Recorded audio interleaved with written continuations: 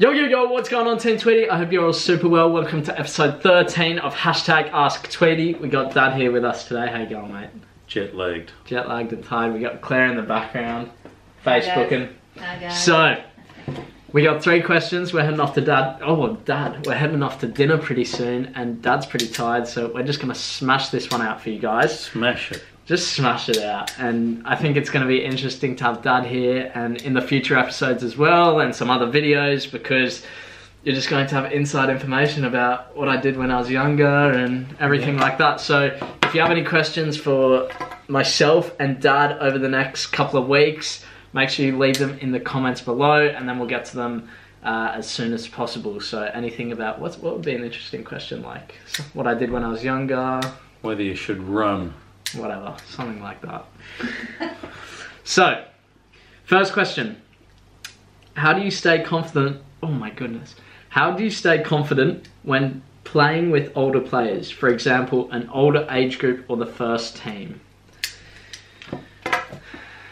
I'll hit it off. So, in my opinion, to stay confident when playing with older players, I kind of just believe in my ability, and I did a lot of work with my mentor about looking at players such as David Silva. Do you remember that list I did or started doing? No.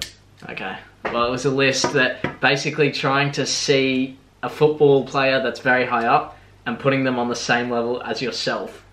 And so then when I go to play with players at Crawley Town under 23s or Manly United first grade, I just see them at the same level. And I think that's helped a lot, because at the end of the day, they're just humans. And that's all it is. Do you have any advice?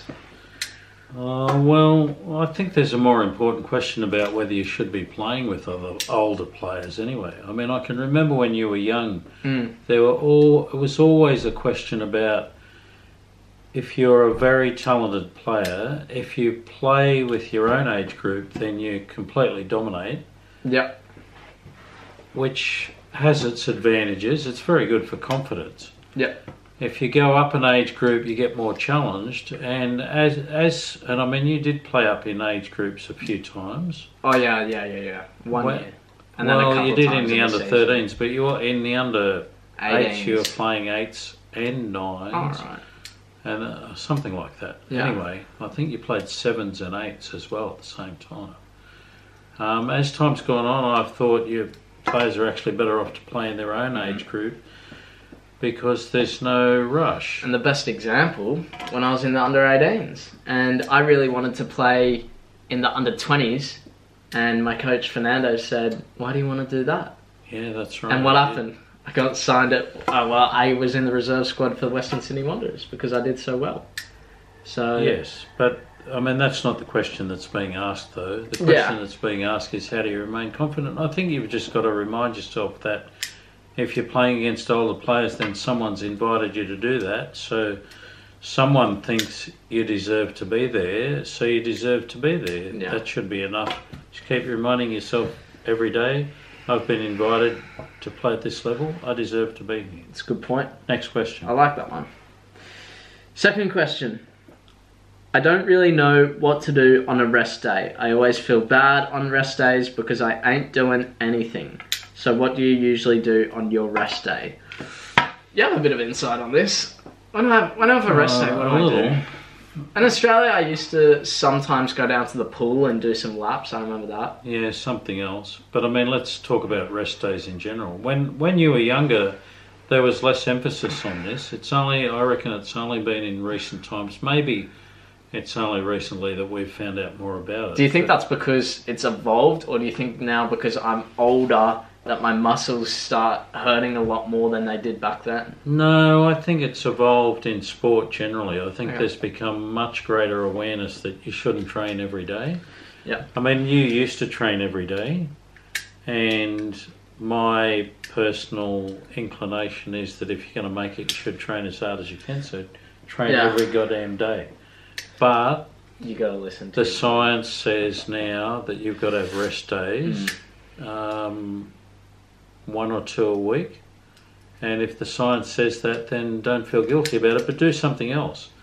Go to the beach, go swimming. Yeah, ice bath. I used to do ice bath a lot. Yeah, on the rest days, Yeah. do ice bath, do stretching, Roller. that sort of stuff. There's lots of things that you can do. If you feel guilty, then Sheldon's always talking about game analysis. Watch. Yeah.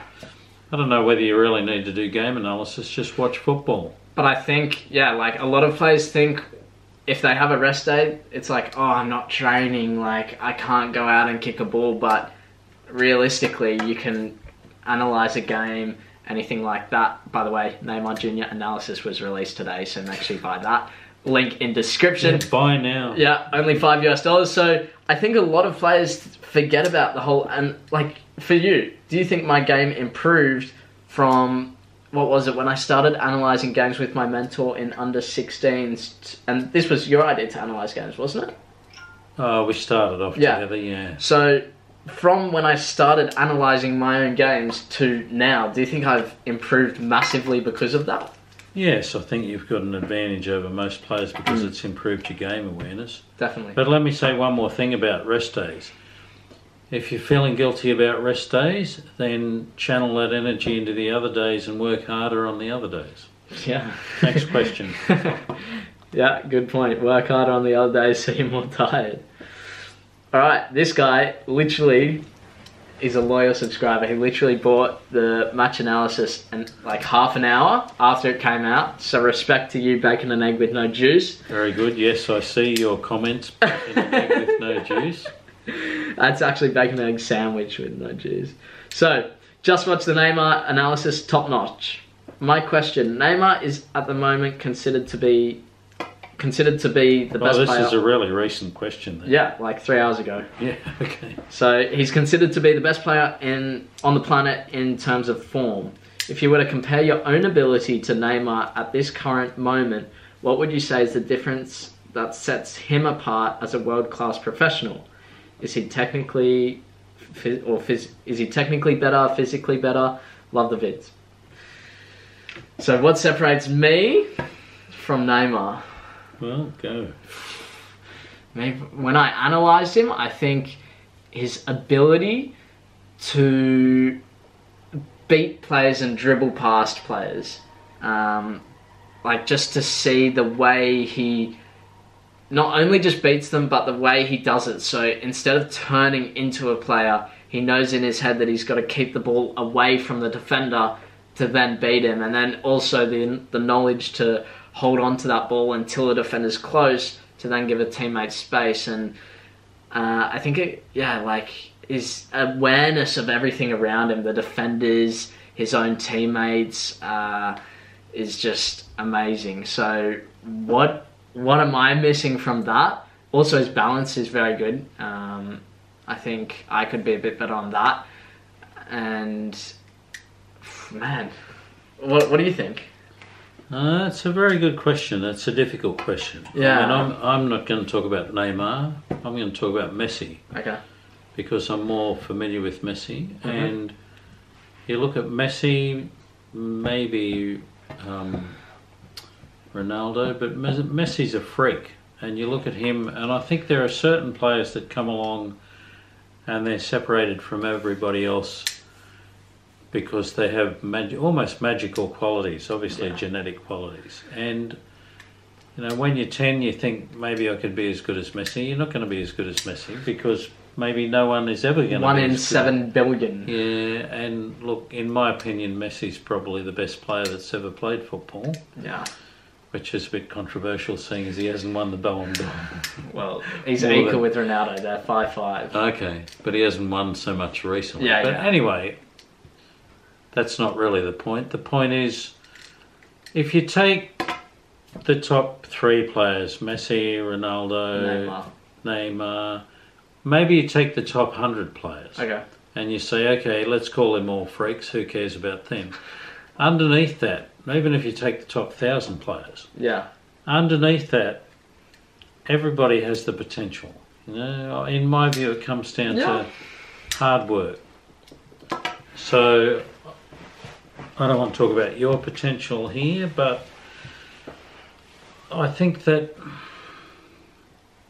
you know, what separates out those magic players at the top, some of it's about hard work, there's no doubt about that. Some of it is about the opportunities that they've been given all the way through. Some of it's about the genetic qualities. But I think another question would be what separates out people who make it as a professional player, as opposed to those who don't. And I think it comes down to a lack of, like, would you say determination? How long you stick at it? Commitment. Yeah, commitment. Because, you know, you can turn pro at 26. You can turn pro at 30, 32. Anyway, that was a good question. Yeah. Very difficult to answer. Yeah, I just want to double check if you were to compare your own ability. Yeah, so it was me. Yeah, so yeah, it is difficult to answer, isn't it? Because you're comparing yourself to someone who's a freak, like you say. Yeah, but they're all football players. Exactly. Anyway. So, anyway, Team Tweedie, that is going to conclude episode 13 of #AskTweedie. If you have any questions for myself or Dad, make sure you leave them in the comments below, and we'll see you in the next video. Goodbye. Bye.